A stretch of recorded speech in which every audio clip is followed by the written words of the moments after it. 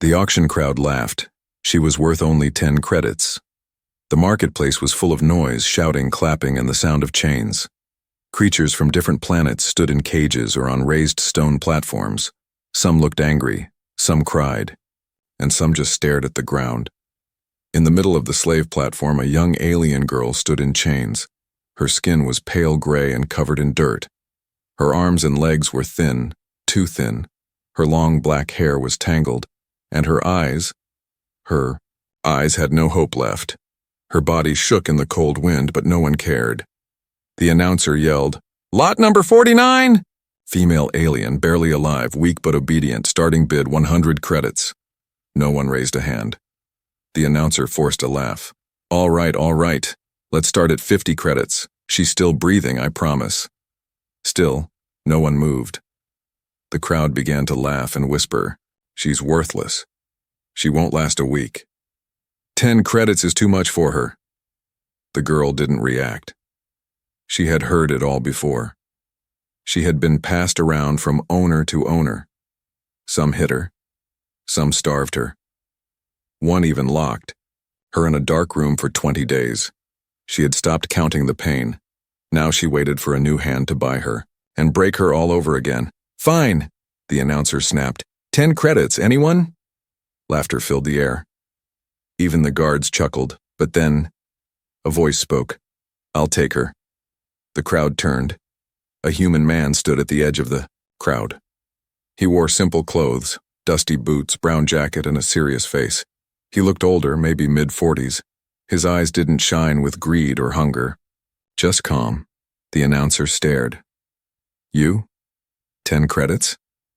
"Yes," the man said. "I'll pay now." The crowd laughed even louder. Why would a human want that thing? She's broken. She's not even pretty. But the man didn't respond. He walked to the platform and handed over the 10 credits. The girl didn't lift her head. She was ready. Let the beatings begin. The guard unchained her roughly and pushed her forward. She stumbled but didn't fall. Her bare feet touched the dusty ground. The man looked down at her. "Can you walk?" he asked softly. She didn't answer. She just nodded. He took off his jacket and placed it around her shoulders. The warmth surprised her. She didn't understand. What kind of game was this? "Let's go," he said gently. She followed, her head down, her mind spinning. Her body prepared for pain. Maybe he'd wait until they were alone to hit her.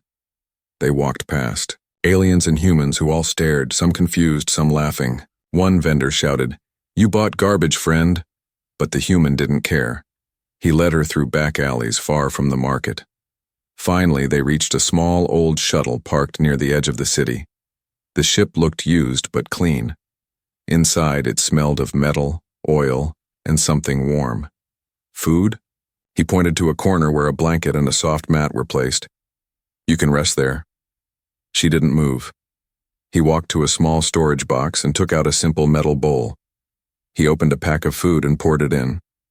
The smell made her stomach hurt. She was so hungry. He placed the bowl near her and stepped back.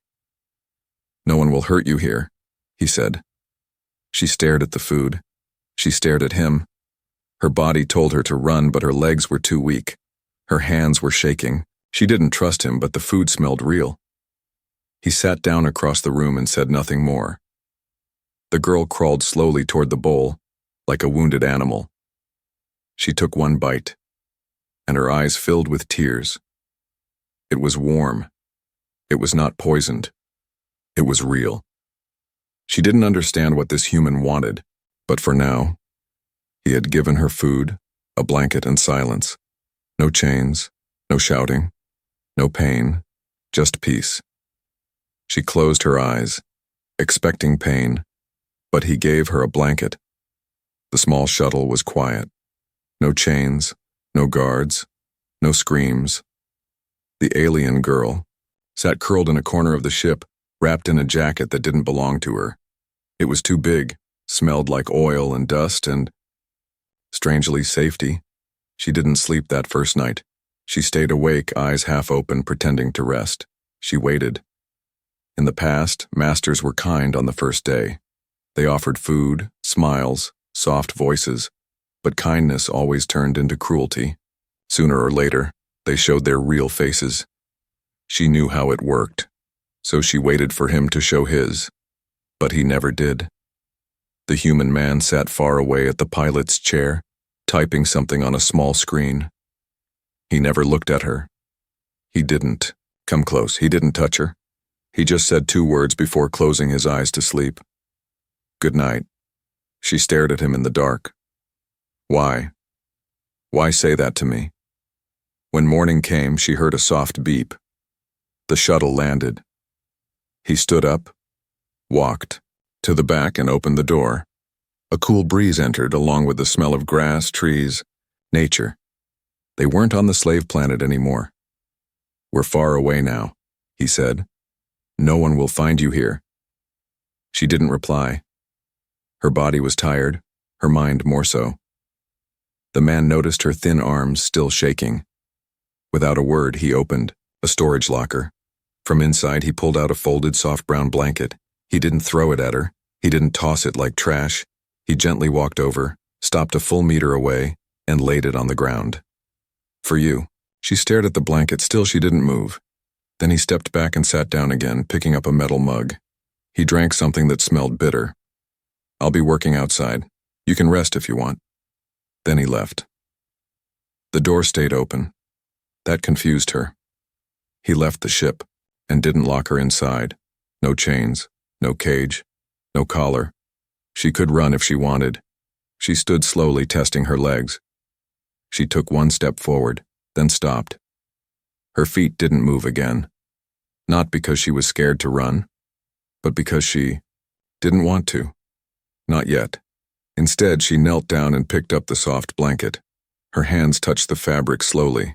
She hadn't touched anything soft in years. Her fingers gripped it tightly, like it might vanish if she let go.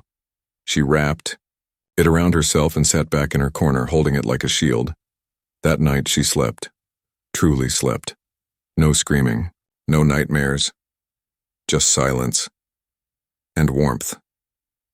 The next morning she found a folded piece of paper near her. There was a drawing, badly drawn but easy to understand. A picture of a spoon, a bowl, and a smiley face. She looked up. On the small metal table, food waited, this time warm porridge, a little sweet, a little salty, and next to it, a small flower, picked fresh. She didn't know flowers could be a gift. In her world, gifts always had strings. But this one had no strings, only kindness. She picked up the spoon with shaking hands and began to eat slowly. The human watched from the doorway, but said nothing. She could feel his eyes on her. Not hungry, eyes, not angry eyes, just soft eyes. She didn't understand what he wanted, so she asked for the first time, why? He didn't answer right away. Then he spoke quietly. Because no one deserves to be treated like you were. She blinked. He added, especially not someone still trying to survive. That night, she didn't sleep in the corner. She moved closer, to the warmer part of the ship, still far but closer. And when he whispered good night again, she whispered back, good night. She couldn't eat at first, but he waited patiently. The ship was quiet again. Outside, wind moved through the tall grass. Inside, the alien girl sat still, holding the warm blanket close. The human placed a small plate of food near her again. Soft bread, cooked roots, a little warm soup. She stared at it. Her stomach growled, but she didn't reach for it. She remembered the last time someone offered food. They had smiled kindly, and later poured boiling water on her hands when she didn't obey fast enough. Food was never just food. It was a test, a trap, a trick. So she stayed still, watching the human. But he didn't shout. He didn't force her. He just sat back at the other side of the room, fixing a broken tool in silence. She waited. He waited longer. The hours passed. The bread got cold. The soup cooled, but he never pushed. That night he placed the blanket near her again and said, "I'll put fresh food in the morning. If you want it, it'll be there." Then he turned off the light and lay on his side, back facing her. She didn't sleep. She watched him for hours. He breathed slowly, peacefully. No chain in his hand. No hidden weapon. Just sleep. She whispered softly to the darkness, "Why aren't you like the others?" No answer, but she hadn't expected one. The next morning she woke up and found new food on the small table. This time, it was fruit, cut into slices, and a boiled egg. She walked to the table slowly. Her legs didn't shake as much today. She reached out, but just before she could touch the food, her hand stopped. Her fingers froze in the air. What if he's watching me? What if it's a test again? She looked around. He wasn't in the room. She tiptoed to the ship door and peeked out. He was outside, kneeling in the dirt, fixing a part of the engine, sweat on his forehead. He hadn't even noticed her. He really left the food for me. Not as a test. Just as food. She went back to the table. She sat down slowly. Her hands shook again. But this time, they reached the fruit. She took one bite. It was sweet. So sweet, her eyes filled with tears. She covered her mouth with both hands and cried softly. Not from pain. Not from fear. But from taste. Real taste. Warmth. Something her body had forgotten. He came in after some time and saw the empty plate. He didn't smile big or clap or say anything strange. He just nodded and said, "I'll bring more tomorrow." That simple. That kind. She wiped her eyes quickly and looked down. The next day he brought something new. A small book with pictures and simple words in 2 languages. Hers and his. He placed it near her. "You can learn if you want." No pressure. She looked at the book for a long time. Then slowly, she opened the first page. Day by day, her body changed. Her skin looked less gray. Her eyes didn't stay on the ground anymore. She still didn't talk much. But when she did, he listened. Not like a master, not like an owner, but like a person. He asked her name once. She didn't answer. He never asked again. But the next day, he gave her a small metal cup with the word hope scratched into the side. She held it in her hands all night. She didn't drink from it, she just held it like it was the most important thing in the world. Every day he made food. Every day she ate a little more. Sometimes she looked at him and wondered, what does he want from me? But he never asked for anything. Not her body, not her service, not even her thanks. He just wanted her to live, to heal, to be free. The night, she screamed in her sleep, and he sat beside her silently. The days passed quietly. The alien girl still didn't speak much, but she no longer flinched when the human walked by. Her hands no longer trembled when she picked up food. She even opened the picture book sometimes and traced the letters with her fingers. But at night, something changed. The silence wasn't peaceful anymore. It was broken by her screams. It started on the 5th night. The human had just turned off the ship lights when she lay down with her blanket on the mat. She had begun sleeping closer to the middle of the ship now, not in the corner. She closed her eyes, but in her dreams, the past returned. Chains, cold floors, sharp pain, voices yelling in her ears, hot metal pressed against her skin, laughter, the sound of her own cries. She screamed, a deep, painful sound filled with terror. The human jumped up fast, but he didn't rush to her. He didn't touch her. He just stood still, watching, listening. She screamed again, kicking the blanket off, hitting the wall beside her. Her hands curled like claws, her mouth opened in horror. No, don't lock me, please, not again. She wasn't awake. She was trapped in her mind. The human knelt down slowly near her, but not too close. "It's okay," he said gently. "You're safe, it's just a dream." She didn't hear him. Her body shook like it was freezing, though the room was warm. He looked around, then reached for something. He grabbed one of the soft rags he used for cleaning tools and folded it. Slowly, he placed it near her hand so she wouldn't hurt herself. Then he sat. He didn't speak again. He didn't move. He just stayed beside her, watching, guarding, waiting. Minutes passed. Then an hour. Her screams turned into whimpers. Her whimpers turned into soft cries. Finally, silence. Her chest rose and fell slowly. She slept again, but this time peacefully. He didn't leave. He sat there all night. The stars outside the ship blinked quietly as the human stayed beside a girl who didn't even know he was there. When the sun rose, the girl opened her eyes. At first, she looked confused. She checked her arms, no chains. She touched her neck, no collar. Then she saw him, sitting beside her, still awake, eyes tired, but calm. He gave a small nod. "You screamed," he said, "but I stayed."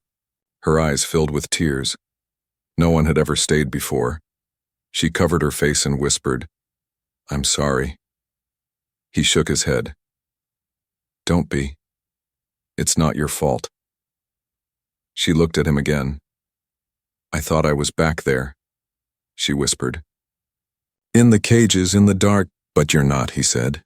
"You're here with me, and I won't let anyone take you again." She didn't speak. Her hands gripped the blanket tightly. Then very slowly, she reached out. Her fingers touched the sleeve of his coat. Not his hand, not his skin, just the edge of the cloth. And she didn't pull away. That day, she didn't eat alone. For the first time, she sat at the table while he prepared the food. She still didn't speak much, but she stayed beside him. He talked about simple things: how to repair engines, what plants grew near the field, how he liked his tea bitter. She just listened. But her eyes didn't look at the floor anymore. They looked at him, like she was seeing something impossible, like she was seeing safety. That night, before turning off the lights, the human said something new. "If you ever have a nightmare again, just call out. I'll be here." The girl looked down, then nodded, and for the first time since he bought her, she whispered back, "Good night." She asked one question, and everything changed. The sun was setting behind the hills outside the ship. Inside, a small cooking fire crackled in a metal box the human had set up near the open hatch. The air smelled like roasted roots and herbs. The girl sat on a folded blanket, legs tucked under her, watching the flames. The human stirred the pot and spoke softly, like always. "I found these in the woods today. Edible, not too bitter. You'll like them." She nodded. That was all she did these days. Nod, listen, eat, and sit nearby. But something inside her had started to grow. Not fear, not doubt, but questions. A single question had been growing in her chest for days now, and today, she couldn't hold it back anymore. She waited until he placed a bowl of food in front of her and sat down across from her. Then, with her voice barely above a whisper, she asked, "Why did you buy me?" The words fell into the quiet air like a stone into still water. The man blinked, surprised. She had never asked him anything before. He looked at her. Her large eyes didn't blink. She looked serious and afraid. Afraid of the answer. Maybe he would say he wanted her body later. Maybe he would say he needed a servant. Maybe he'd laugh and say he felt sorry for a dirty creature. But he didn't say any of those things. He sat still for a moment, then answered, "Because no one else would." She stared at him. "That's not a reason," she said quietly. "I was useless, broken." He nodded. "Yes, you were." Her lips trembled. But, he continued, "Just because the world sees something as useless doesn't mean it has no value." She looked down at her bowl. She couldn't speak. Her throat felt tight. He kept talking, but his voice was gentle. like waves on a calm lake. Back on Earth, we fix broken things. Machines, tools, even hearts. We try. We believe everything can be saved. Even slaves? She asked. He shook his head slowly. I didn't see a slave. I saw someone who was left behind. That's different. She held the warm bowl closer now, but her eyes were distant. No one ever looked at me like that before. He smiled a little. Well, maybe they were looking wrong. The next day, she walked outside the ship for the first time. Her feet touched soft grass. The sun was warm on her face. She squinted, unused to the light, but she didn't hide. He walked beside her, not behind, not ahead, beside, like equals. She pointed to a flower and asked, "What is that called in your language?" "Daisy," he said. "It means peace." She picked it and smiled. Later that evening, she sat beside him as he worked on a small machine. She didn't speak. Then suddenly she said, "I had a name once, before the cages." He looked up. "You don't have to tell me if you're not ready." "I want to." She looked at the stars through the ship's open hatch. "It was Ilari. My mother gave it to me. It means morning rain in my people's tongue." He nodded slowly. "Ilari," he repeated. "It's beautiful." No one had said her name in years. She closed her eyes and let the sound of it wash over her. She was not just a slave. She was Ilari. That night she didn't scream. She didn't whisper. She simply slept, with the blanket pulled to her chin and the smallest smile on her face. She touched his hand and pulled away, scared of hope for the first time in years. Ilari laughed. It wasn't loud, it wasn't long, but it was real. The sound surprised even her. She had just watched the human struggle with a small cooking pot. He had dropped it twice, spilled half the stew, and cursed under his breath like a tired old machine. She covered her mouth, eyes wide. Then, the giggle escaped. He turned, hearing her. At first he looked confused, then he smiled. Was that a laugh? He asked gently. She lowered her gaze but nodded once. "I think so," she whispered. He handed her the stew, now warm in a bowl, with steam rising like a small cloud. "I must be doing something right then." She held the bowl carefully and looked at him for a moment longer than usual. Something had started inside her, something dangerous. Hope. That evening, after dinner, they sat outside under the stars. The night sky stretched across the land like a dark ocean. No cities, no lights. Just the quiet hum of the wind and the soft buzz of insects. Ilari sat closer than usual, not beside him, but not far either. She spoke first. "Why don't you ask me for anything?" He turned his head slightly. "What do you mean?" "I mean, you bought me," she said, voice low. "But you never told me what you want. What do you want from me?" The human looked at the stars. "I want you to heal." She blinked. "That's all?" He nodded. "That's everything." They sat in silence for a while. The night was cool, but not cold. She wrapped the blanket tighter and looked at her hands, her scars, her trembling fingers. Then she did something strange, something brave. She reached out. Her hand moved slowly, unsure. She touched his hand, lightly, just her fingertips resting on the top of his rough knuckles. His hand didn't move. He didn't look at her. He just stayed still, letting her choose, letting her feel safe.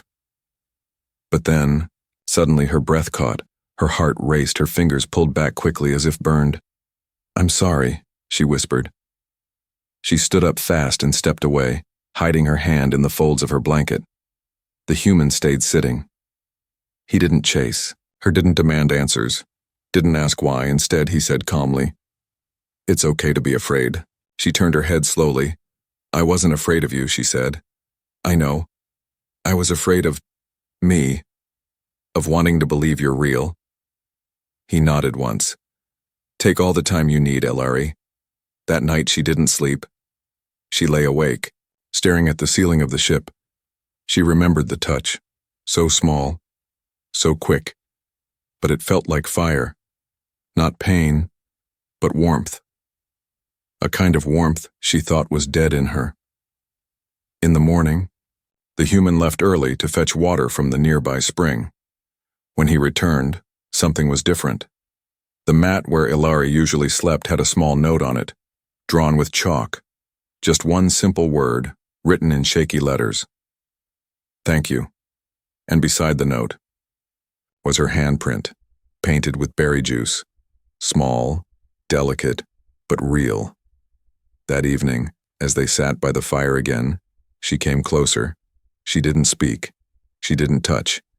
But this time, she sat just inches away, so close that their shoulders almost touched. He didn't move, he didn't smile. He just let her be, and that said more than words ever could. She removed her collar herself and called his home. Hers, the wind was quiet that morning. Birds sang low songs from the trees outside the shuttle. Sunlight came in through the open door, golden and soft. Inside, the human checked his tools, one by one. The engine was fixed. The ship could fly again. He didn't know she was watching him. Ilari stood behind him silently, her hands hidden under the blanket. Her eyes looked calmer now. Not empty like before. She took a deep breath, then stepped forward. He turned around slowly when he heard her. And then he saw it. She wasn't wearing the old collar. In her hand, she held the metal ring that had once locked around her neck, rusted, dented, cold. A symbol of ownership, of pain, of chains. She walked over to the table and placed it down gently. Not as a slave returning something borrowed, but as someone finished with her past. Finished with the silence. Finished with the fear. He looked at the collar, then at her. No words came. He didn't need them. "I don't want to be a slave anymore," she said softly. "You never were," he replied. She shook her head. "I was. In my body, in my mind. But I'm not now." He nodded slowly, still silent. Ilari looked around the ship. The small bed, the warm blanket, the scratched metal walls, the tools, the cup with hope carved on it, the half-empty fruit bowl. And then she said something that made his breath stop. "Can I stay?" He blinked. "Stay?" he repeated. She nodded. "Not as a guest, not as something you rescued. I want to stay because I choose to. I want to make this ship my home." He said nothing at first, then his voice cracked just a little as he replied, "Then it's your home too." Later that day, she cleaned the corner of the ship where she once sat alone in silence. She folded the blanket neatly, placed a small flower on top, and smiled. That corner was no longer a cage, it was just part of her new world. That evening, they ate together like they always did. But now, there was laughter, real laughter. She asked him about Earth. He asked her about the sky on her planet. They shared stories, simple ones, funny ones, sad ones. He fixed the broken light above the table. She fixed a tear in his old coat. Little things, but they mattered. Before sleeping, she looked out the hatch at the stars and whispered, "Do you think I was meant to survive?" He came beside her, arms crossed, eyes also on the stars. "I think you were meant for more than just surviving." She smiled. Then slowly, she reached out again. This time her hand didn't stop halfway. Her fingers wrapped around his, and she didn't pull away, not now, not ever. That night, the collar stayed on the table, untouched, unwanted, forgotten. A piece of metal that once controlled a girl, now defeated by something far stronger. Kindness, freedom, love. In the darkness, as they lay down to sleep in separate corners of the ship, Ilari whispered something she had never said before, not to a master, not to a guard, not even to her own reflection. "Good night, my home." And for the first time, she believed it.